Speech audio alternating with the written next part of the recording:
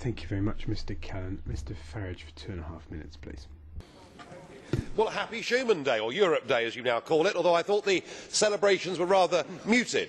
The only bit of real passion we had was Mr. Schulz slagging off the English, but that now appears to be the sort of popular sport in this Parliament. And when people stand up and talk about the great success that the EU has been, I'm not sure anybody saying it really believes it themselves anymore. I think we're celebrating the wrong day. We shouldn't be celebrating the 9th of May, we should be celebrating the 8th of May, Victory in Europe Day.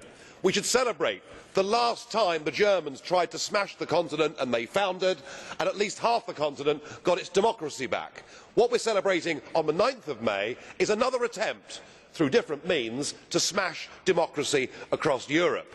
I don't doubt for a minute that Jean Monnet was well intentioned at the start. He thought that if you abolish nation states, you would stop there ever being another war. He didn't at the time, of course, have the benefit of seeing that theory as it played out in Yugoslavia. But like communism, this has all gone badly wrong, and the EU titanic has now hit the iceberg.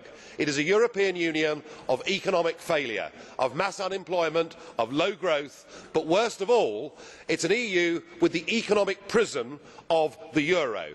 And this now poses huge dangers to the continent. We face the prospect of mass civil unrest, possibly even revolution, in some countries that are being driven into total and utter desperation. But there is perhaps an opportunity, there is perhaps some good news, that now a democratic rebellion has begun. It began in Finland last year, with the True Finns getting nearly 20% of the vote. And we're seeing in country after country new political movements on the right and the left making big scores. But that may not all be good news, because in Greece what we saw last Sunday was rather reminiscent of the German election of 1932.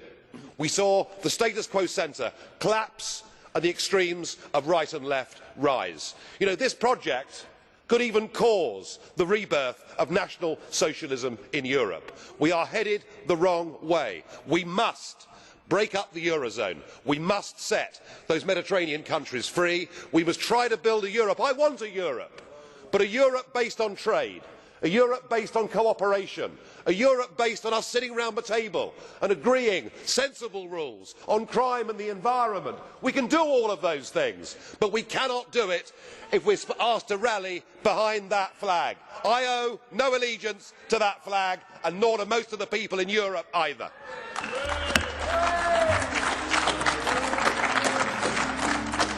Vielen Dank, Herr Kollege Farage.